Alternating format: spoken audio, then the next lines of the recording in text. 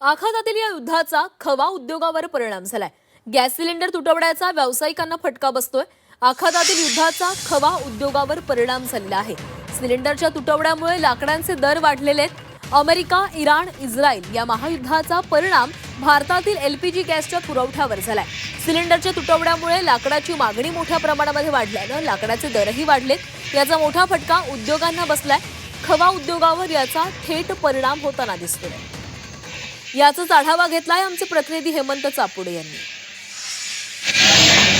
आखाती देशात सुरू असलेल्या महायुद्धाचा परिणाम भारतातील विविध घटकांवरती झाला असून मी सध्या आंबेगाव तालुक्यातील खवा केंद्रात आलेलो आपण या ठिकाणी पाहू शकता। या ठिकाणी मिठाई बनवण्याचं हे खवा केंद्र आहे। या ठिकाणी सध्या खवा बनवण्याचं काम सुरू आहे आणि ही लाकडी भट्टीपासून या ठिकाणी लाकडाचा वापर करून या ठिकाणी हे खवा बनवण्याचं काम सुरू आहे। पूर्वी गॅसवरती बनवलं जायचं, मात्र आता हा सर्व व्यवसाय या ठिकाणी सर्व पदार्थ लाकडावरती बनवत आहेत आणि सध्या लाकडाची मागणी मोठ्या प्रमाणात वाढली, परिणामी दर सुद्धा वाढलेत। काय परिस्थिती आपल्यासोबत बोलण्यासाठी व्यावसायिक आहेत, काय सांगाल काय परिस्थिती आहे सध्या?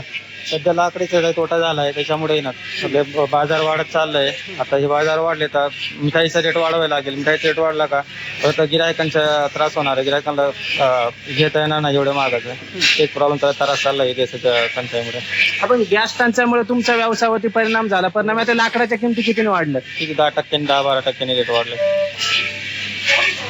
सध्या लाकडाची मागणी मोठ्या प्रमाणात वाढल्याने लाकडाचा पुरवठा खर तर कमी प्रमाणात होतोय, मागणी मोठ्या प्रमाणात आहे आणि अशा परिस्थितीत लाकडाचे दर जवळपास 10 ते 15% वाढल्याने परिणामी आता याचा फटका सुद्धा मिठाई उद्योगाला बसताना आपल्याला पाहायला मिळत आहे। हेमंत चापुडे, झी मीडिया, आंबेगाव, पुणे।